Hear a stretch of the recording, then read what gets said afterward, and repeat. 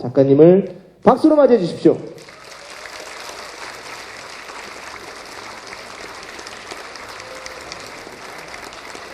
박수.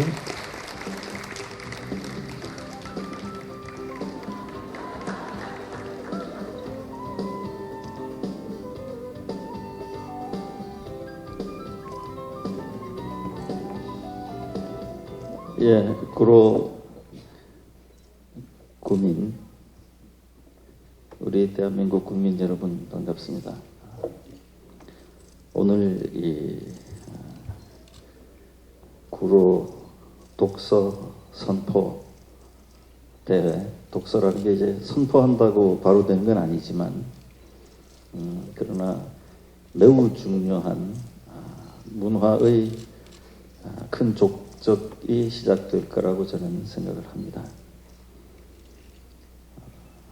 이게 이제 독서라는 것이 뭐냐?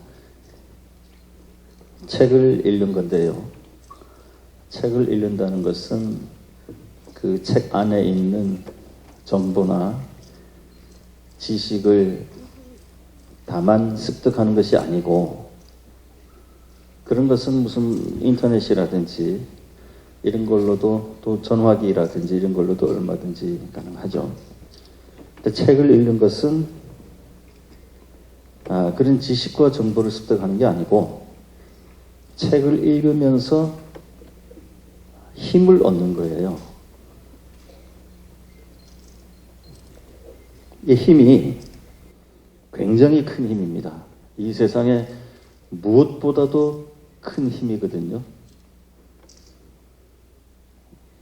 저의 경우만 봐도 저는 원래 이 소설을 써야 되겠다, 글 쓰는 사람이 돼야 되겠다, 이런 생각을 해본 적은 한 번도 없었습니다. 그러니까 이 습작을 한 적도 없고, 그러니까 글 연습을 한 적이 없다는 거죠. 나 자신도 이 글을 쓸 수 있을 거라고는 생각해 본 적이 없었어요. 글을 못 쓸 걸로 생각을 했었죠. 그런데 막상 어떤 문제의식을 가지고 소설을 써야 되겠다 라고 생각하고 소설을 시작했을 때에 굉장히 빠른 속도로 어마어마한 힘으로 그 소설을 써낼 수가 있었어요. 저의 그 첫 작품 무궁화 꽃이 피었습니다인데, 저는 그것을 어찌나 빨리 썼는지 3권짜리인데 그 첫 권, 한 첫 권 쓸 때 시간이 좀 많이 걸렸고, 글이라는 게 워낙 낯설어 가지고요. 두 번째 권 쓸 때에는 거의 한 반 정도 걸렸고, 세 번째 거는 불과 열흘 만에 다 썼어요. 그러면은 도대체 이 글을 한 번도 써본 적이 없는, 그야말로 문외한인 내가 어떻게 해서 그렇게 글을 빨리, 그야말로 일필피지로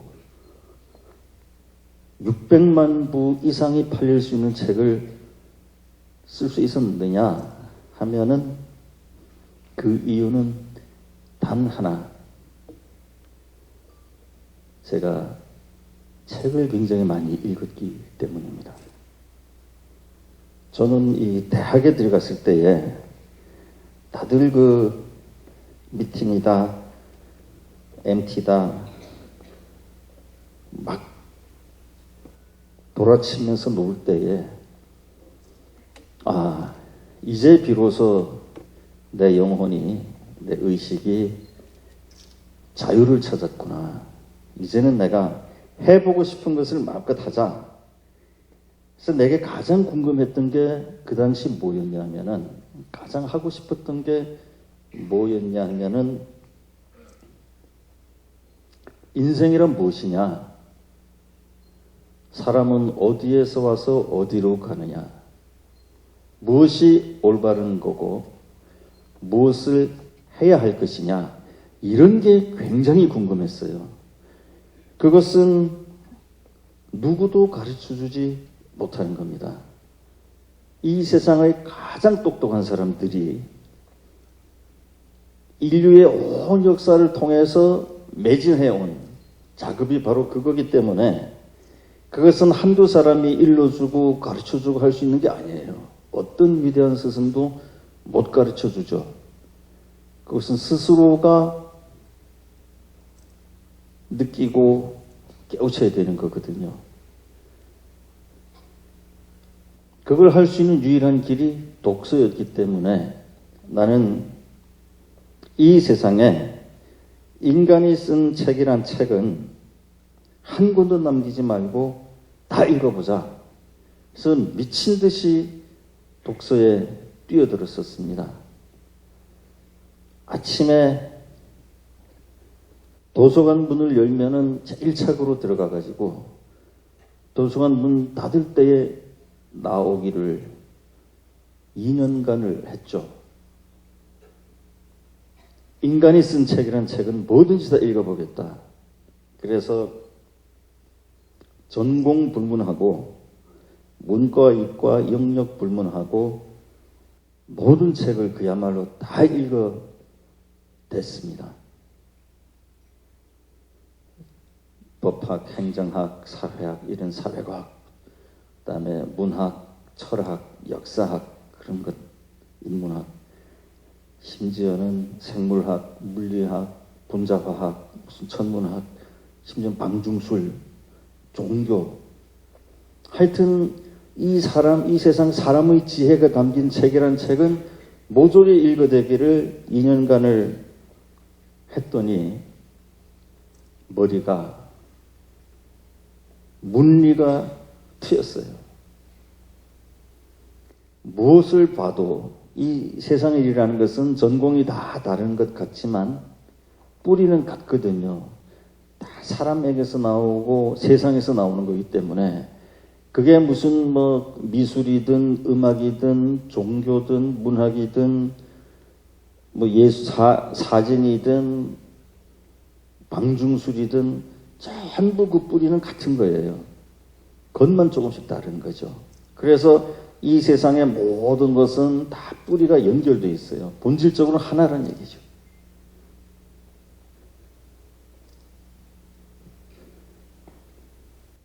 그렇게 무서운 독서, 나는 그걸 잔인한 독서라고 얘기하는데요. 정말 잔인하도록 독서를 했습니다. 그러고 나니까 소설 한 편 쓰는 것쯤은 사실 일도 아니에요. 그게 무슨 뭐 작가 그러면서 뭐 이 심각하게 표정을 찌푸리고 글 연습을 하고 막 접어서 던지고 뭐 담배 피고 담배 필 필요도 없어. 전 담배 안 핍니다. 그거 아주 쉬운 일이에요. 글 쓰는 게 뭐가 어렵습니까? 자기 아는 거 툭툭 써내는데. 그래서 이 독서는 단순한 지식이나 정보를 얻는 게 아니고 엄청난 힘을 얻게 하는 근원이거든요. 이 세상에는 딱 두 사람만 있습니다.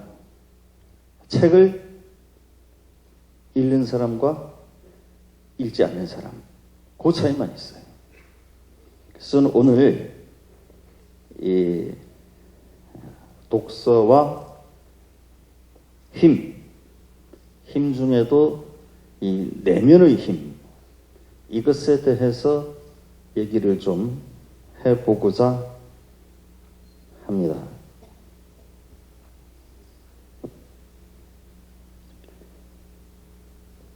어쩌면은 많은 분은 아니라 하더라도 단 한 사람이 될지 또 많은 분이 될지 아니면은 한 분에게도 해당이 안 될지 모르지만 삶을 통째로 바꾸는 그런 기회가 될 수도 있을 것입니다. 이 세상에는 두 가지 힘이 있어요. 하나의 힘은 우리가 보통 힘이라고 하는 그것입니다. 보이고 느껴지고 누가 생각해도 아 이게 힘이구나 하고 느낄 수 있는 바로 그 힘이요. 예를 들면은 돈이 있는 사람하고 없는 사람하고는 하늘 땅으로 차이가 나죠. 지위, 이게 뭐 장관하고 보통 사람하고는 또 하늘 땅 차이가 나죠. 지식, 많이 알고 배운 사람하고 또 잘 모르는 사람하고 차이가 나는 거죠. 권력, 또 환경, 백그라운드, 심지어는 외모도 힘이에요. 그래서 수많은 사람들이 막 성형으로 달려가지 않습니까? 이러한 힘들이 있어요. 뭐 공부 잘하는 것도 실력이죠. 영어 이런 것들. 그거를 우리가 통틀어서 외면의 힘이라고 할 수 있을 겁니다. 많은 사람들이 그 외면의 힘을 얻기 위해서 질주해가는 거예요. 그 참고 공부하고 남들 놀 때 단어 하나 더 외우고, 심지어 그 옛날 우리 중학교 때 공부 1등 하던 녀석은 학교에서 아무리 우스운 일이 일어나도 공부 시간에 웃질 않아요. 선생님이 아무리 웃기는 얘기를 해도 안 웃어요. 왜 안 웃냐? 남들 다 웃는데. 이렇게 물어보면은 웃으면 영어 단어 하나 잊어버려. 그렇게 사는 놈도 있어요. 걔는 의사가 되었어요. 돈 잘 버는 의사가 되어가지고, 물론 그 경기고등학교 서울의대 나오고 너무너무 잘 되었습니다만은 어느 날 갑자기 형무소를 갔어요. 이 인생은 알 수가 없거든요. 이 외면의 힘은 당장 드러나는 힘이고 모든 사람이 그걸 얻기 위해서 뛰어가지만, 외면의 힘에는 결정적 약점이 있습니다. 어떤 약점이 있느냐면은, 그 힘은 얻으면 얻을수록 자기 자신을 잃어버려요. 여러분, 이 세상에 나보다 중요한 것은 없는데 나를 잃어버리고 그 힘을 얻는 게 무슨 가치가 있겠습니까? 우리나라에서 제일 부자가 누구죠? 이건희 친구분이죠? 그래요. 그 건희가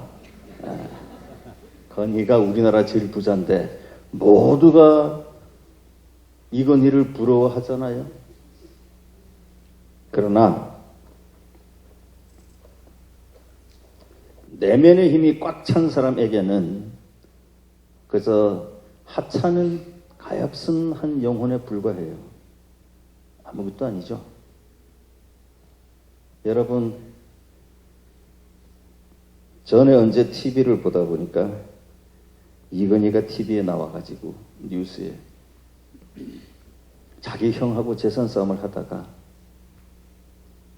TV에다 대고 하는 말이 그 양반은요, 그 양반이라는 게 자기 형이에요. 이맹희. 그 양반은요, 옛날부터 우리 집안에서 내놓은 사람이에요.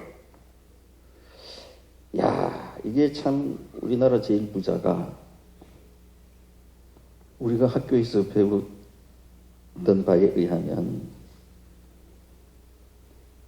부모를 잘 모시고 형제간에 우애 있고 이것이 최고의 삶이다 라고 배웠는데, 1등 부자가 전 국민 앞에서 자기 형을 집에서 내놓은 놈이라고 얘기하는 그걸 보면서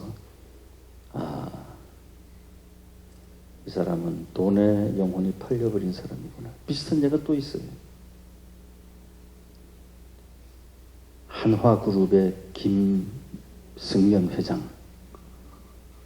친구가 또 나왔네요. 김승연이.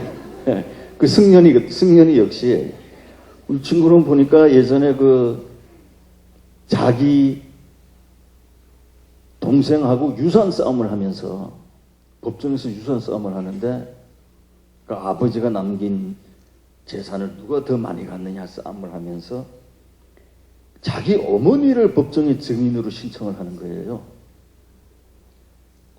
자기 어머니 가슴에다가 그냥 대못을 때려 박는 거죠. 그 어머니 보고 어쩌란 얘기예요. 큰 놈 편을 들어가지고 작은 놈하고 원수 되란 얘기예요. 작은 놈 편을 들어서 큰 놈하고 원수 되란 얘기. 세상에 그런 나쁜 놈이 어디 있습니까?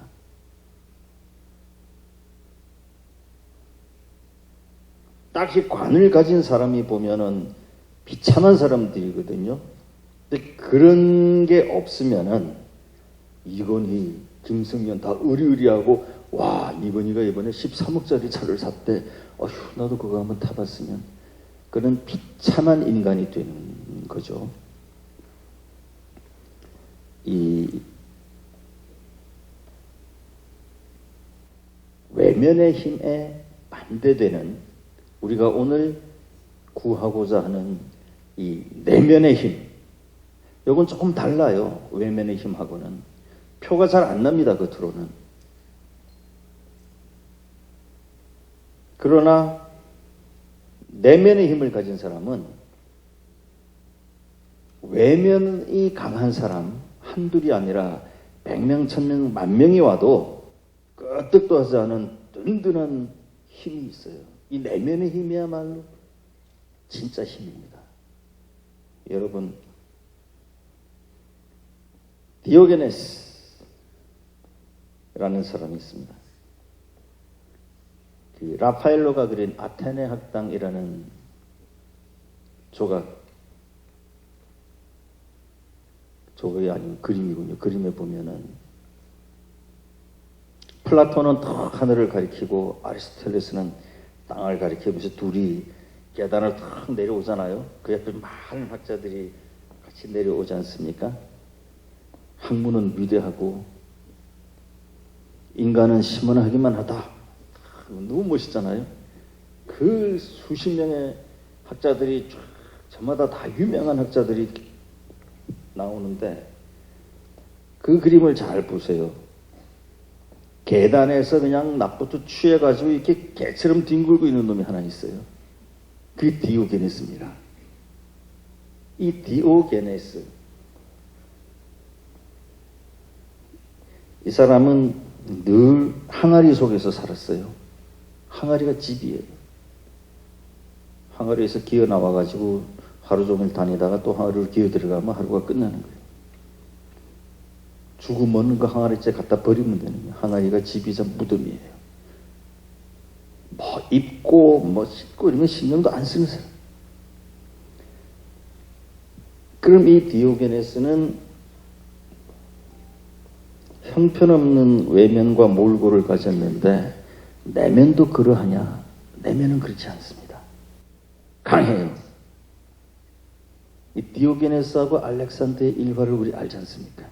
알렉산더가 세계를 정복하고 돌아가는 길에 그 20만 군대를 거느리고 당당하게 진군하는데 그 앞에 진흙밭에 디오게네스가 막 이렇게 그리고 있잖아요. 땅바닥에다 대고 나무한 옷을 다 찢어진 걸 입고 그 알렉산더가 묻지 않습니까?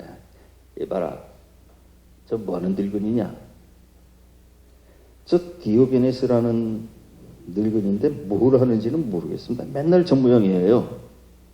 그래서 알렉산더가 호기심이 생겨서 다가가지 않습니까?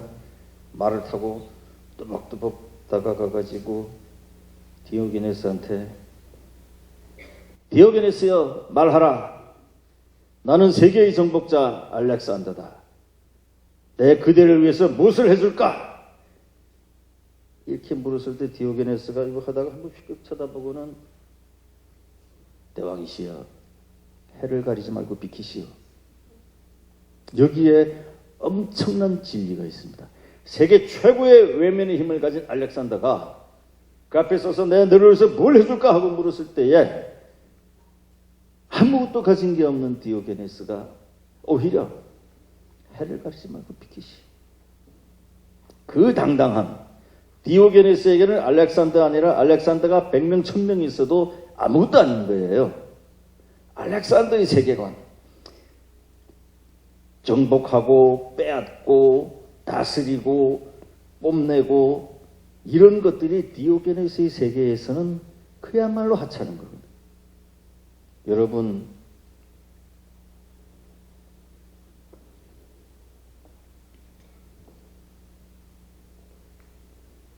이 내면의 힘이 강한 사람에게는 벼슬도 돈도 지식도 외모도 전혀 중요치가 않아요. 다른 세계가 열립니다. 그래서 이 내면의 힘을 가지려고 굉장히 애를 써야 되는 거예요. 내면의 힘에는 어떤 것들이 있느냐? 진지함, 성실함, 검소함, 착함, 정의, 효도, 희생 이런 것들이 있어요. 이 하나하나가 너무나 강하고 얻기 어려운 것들입니다. 정직. 여러분 도스토옙스키의 백치 같은 소설을 보세요. 정직하기가 얼마나 힘듭니까? 그 미슈키는 끝까지 정직하려 했다가 결국 이 사회에서 정신병자로 내몰려서 정신병원에 가는 거 아닙니까? 오늘은 그 어려운 내면의 힘 중에서도 정직과 정의에 대해서 한번 얘기를 해보려고 합니다. 물론 그 외에 검소함이라든지, 이 검소함은 굉장히 위대한 거예요. 나는 돈을 많이 벌어가지고 내 꿈을 이루겠다. 이것은 벌써 그냥 너무 유치해요. 그 꿈이. 우리 보면은 주변에만 큰 돈 벌어서 나는 막 남을 돕고 막 엄청나게 하겠다. 그거는 너무 유치해서 대답을 해줄 수도 없어요. 그 꿈에 대해서는. 더 훌륭하고 더 진실된 꿈은 나는 돈을 적게 벌고 검소하게 생활하겠다. 이것이 굉장히 큰 거예요. 저도 과거에 큰 돈이 있었습니다만은 내 일생을 이렇게 통틀어 보니까 돈 많을 때가 제일 불행했어요. 힘들었어요, 그때. 거의 내 아는 어떤 후배는 대학 등록금도 없어가지고 대학에 등록을 못한 애가 1학년 1학기 겨우 다니고 2학기 등록금이 없어서 등록을 못했어요. 그놈이 돈에 한이 맺혔어요. 야, 내 돈 한 번 벌어봐야 되겠다고 학교를 안 나오고 그 돈으로 주식 투자를 해가지고 희한하게 뭐 어떻게 해가지고 운이 붙고 또 붙어가지고 4천억을 벌었어요. 근데 박수 치지 마세요. 오늘 우리가 이제 얻고자 하는 거는 그런 4천억 같은 거는 그 참 불쌍한 영혼의 일이구나. 이건 일을 이미 우리가 불쌍하게 보기 시작하는데요. 그 힘을 우리가 갖자는 거예요. 가질 수 있어요. 하여튼 그놈 얘기를 좀 하자면 4천억을 번 놈이 갑자기 주식이 이제 어느 날 곤두박질 치기 시작하니까 4천억 중에서 1,500억을 잃고 2,500억이 남았어요. 탁 뛰어내려서 자살하려고 했어요. 돈이란 그런 겁니다. 2,500억 쓰지도 못해요, 평생. 그러나 4천억 있던 놈이 1,500억 잃고 2,500억밖에 안 남았다고 자살을 해요. 그게 돈에 매달리면은 그렇게 우스꽝스러운 꼴들이 많이 나옵니다. 인류의 스승들 중에 부자가 누가 있습니까? 공자, 소크라테스, 석가, 예수, 마호멧, 모든 인류의 스승은 다 가난한 사람들이에요. 그게 뭘 얘기해 주는 겁니까? 위대한 인간 정신은 물질에 있는 게 아니거든요. 그러면 그건 인류의 스승들이나 그렇지 나 같은 비풍초는 그냥 돈 있으면 좋겠다. 그게 아니에요. 여러분 이제 오늘 이 시간을 잘 가져보면은 위대한 비풍초가 될 수가 있습니다. 이 세상은요, 생각을 바꾸면은 다른 세계가 열려요. 모두 이 자식들을 키울 때, 야! 공부 잘해! 공부해야 돼! 그래서 어떤 집은 보면 애가 이 시험 치고 와가지고 아빠 회사에 전화하잖아요. 아빠! 이번 시험에도 또 1등 했어! 그러면은 아빠가 그냥, 야! 우리 아들 최고야! 오늘 저 외식하자! 큰 피자집으로 가든 뭐 어디 가가지고 아웃백 같은 데 가가지고 먹어라 말이야. 먹어. 야, 너 진짜 네가 나 닮아갖고 공부 잘하는구나 말이야. 야, 고맙다 말이지. 더 열심히 하자. 근데 너 보니까 수학을 98점밖에 못 받았더라. 좀 더 해서 다음에 꼭 100점 맞아야지. 오케이, 우리 아들. 그런 아버지는 자식을 망쳐요. 애가 아빠 나 오늘 또 1등하고 왔으면은 뭐 이 자식아 너 그 집에서 기다려. 집 가서 무작위 들고 패야 돼요.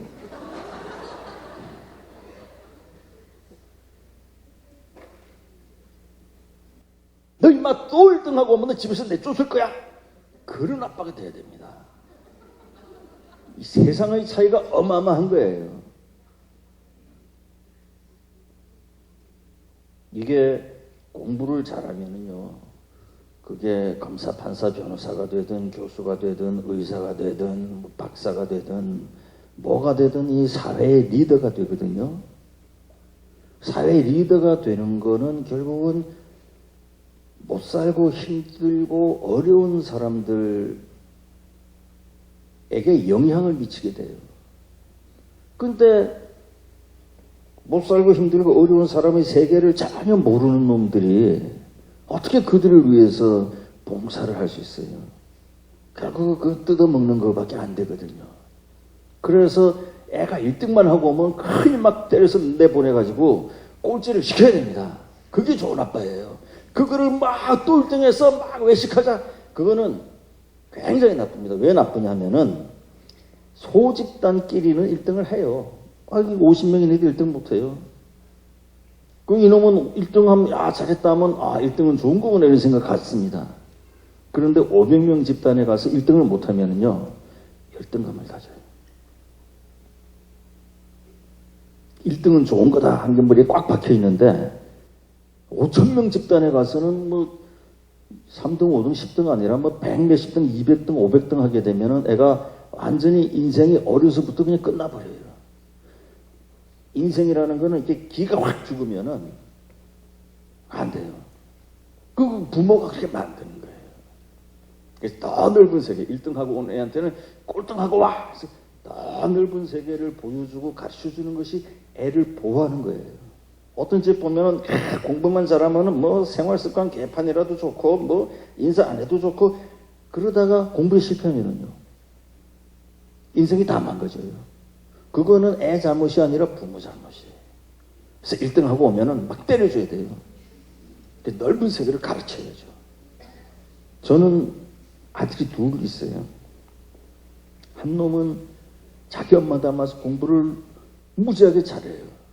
자기 엄마는요, 내가 결혼하나는 진짜 잘못했어요.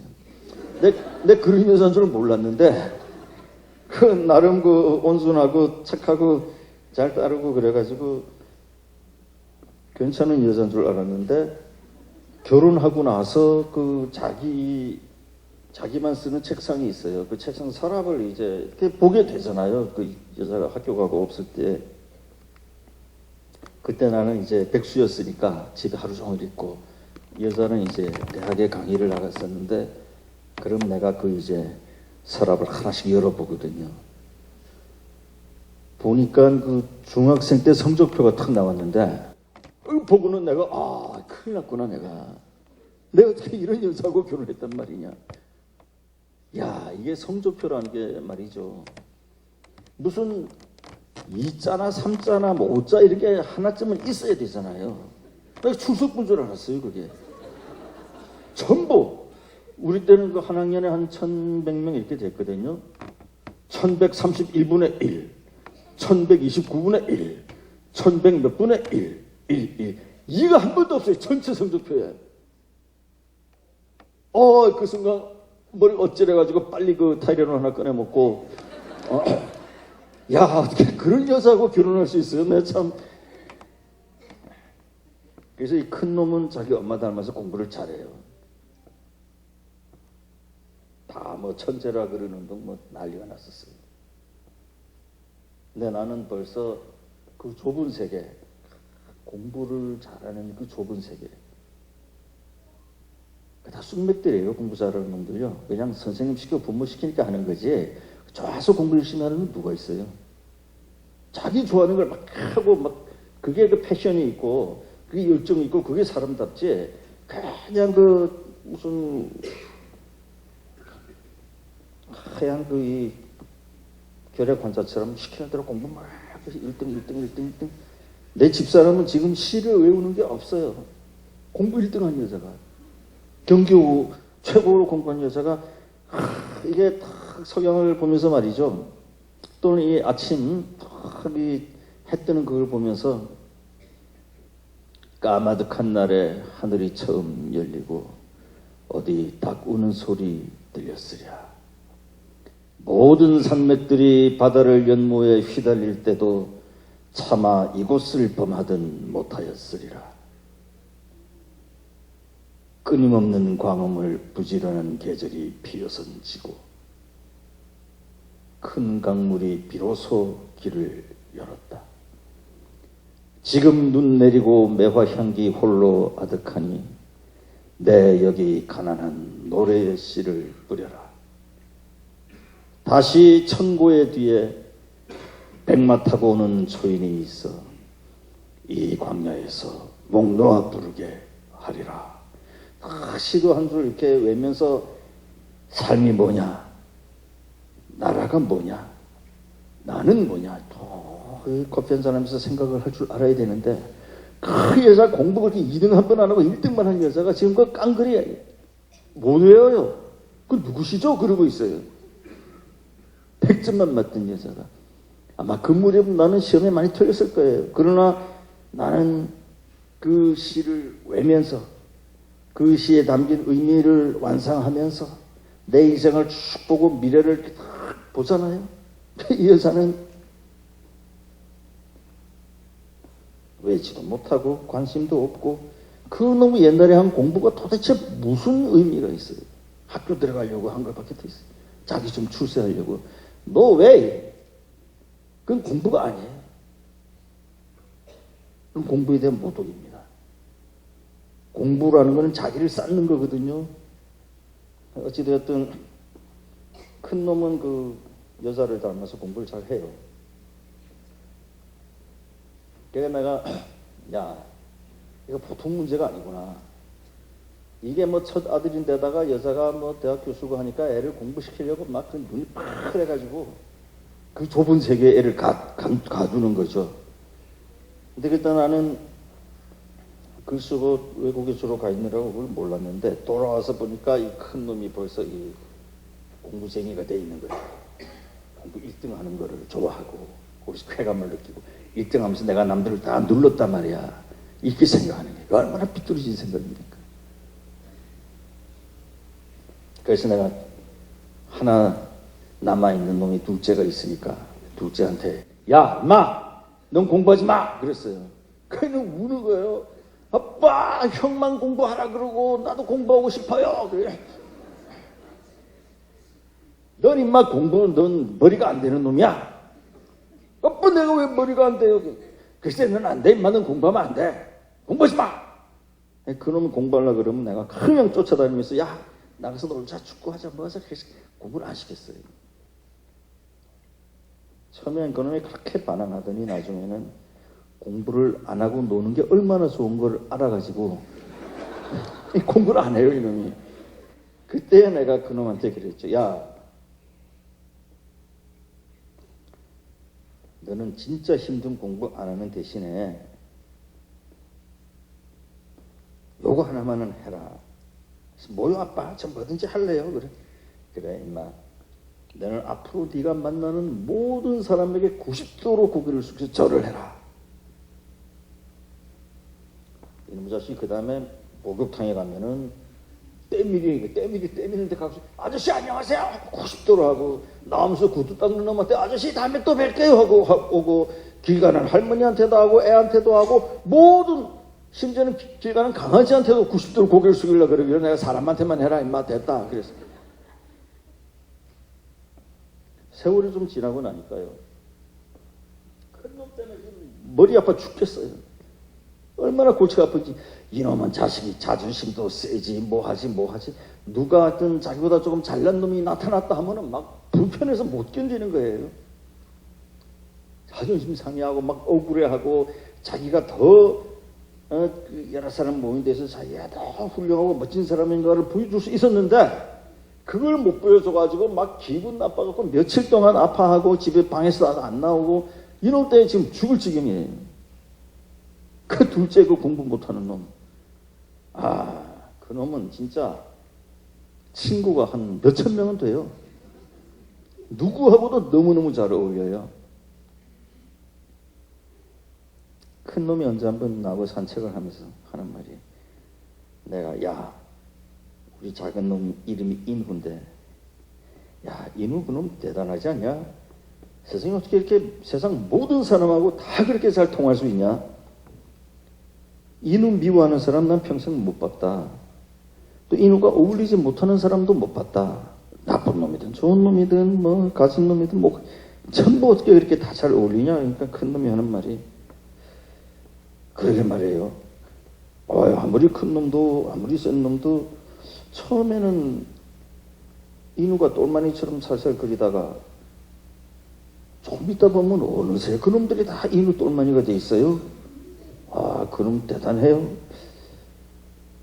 그러면 됐는데 형이란 놈이 또 자기 자존심이 있어가지고 동생을 막 칭찬하다 보니까 자기가 먼저 좀 깎이는 것 같으니까 하는 말이 자식이 뭘 삼매기는지는 몰라도요. 그런.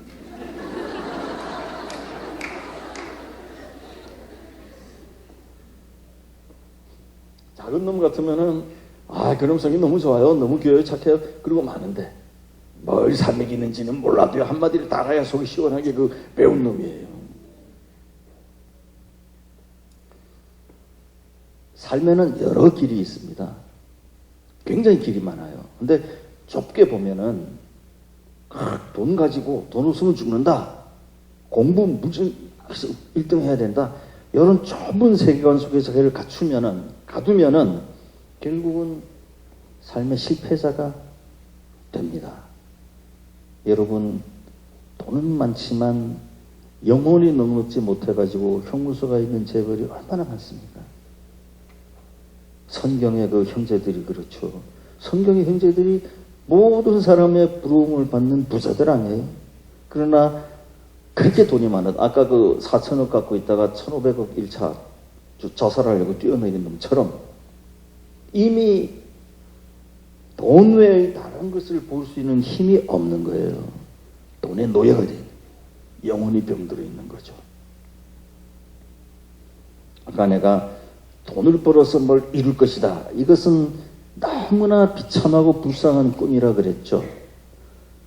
검소하게 적게 벌어서 검소하게 살겠다. 이것은 사실 위대한 꿈입니다. 그것이 왜 위대한 꿈이냐? 자기를 잃지 않기 때문에 그래요. 여러분 여기에 검찰총장이 왔다 그럽시다. 검찰총장 야 대단한 사람. 우리나라의 사법을 다 쥐고 사형을 시키려면 시키고 풀어주면 풀어주고 어마어마하게 힘을 가진 사람. 그렇게 보면 큰 사람이에요. 거꾸로 보면은 자식이 말이야 저 자리까지 올라가려고 아첨을 얼마나 해댔겠으며 수사해야 될 건 안 하고 안 해야 될 건 하고 자식이 말이야 영혼을 팔아갖고 저기 올라간 놈 아니겠어? 그렇게 보면 그것도 맞는 거거든요. 그러면 어느 길을 택하느냐? 내가 나의 영혼을 팔고 나 자신을 팔고 그냥 비참하게 바깥으로만 이렇게 휘둘려 가지고 어떤 자리를 올라가는 게 맞느냐? 그렇지 않으면은 자기 자신을 지키면서 나의 삶은 무엇이냐? 인생의 의미는 무엇이냐? 내가 좋아하는 것은 무엇이냐? 이런 것을 하나하나 더디지만 조금씩 이루어가는 삶이 옳은 거냐? 대략 인류의 스승들이나 지식인들은 후자의 삶을 택해요. 대략 무식하고 깊은 정신력이 없는 사람들은 전자의 길을 택합니다. 그래서 부자를 보면 일단은 대략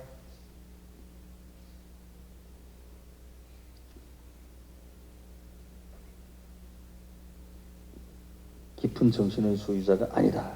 이렇게 보면은 거의 틀림이 없어요. 이건희 같은 사람이 누구보다도 소중한 자기 형을 모든 재산을 다 내버리고 택해야 될 자기 형을 그 양반은 우리 집에서 옛날부터 내놓은 사람이에요.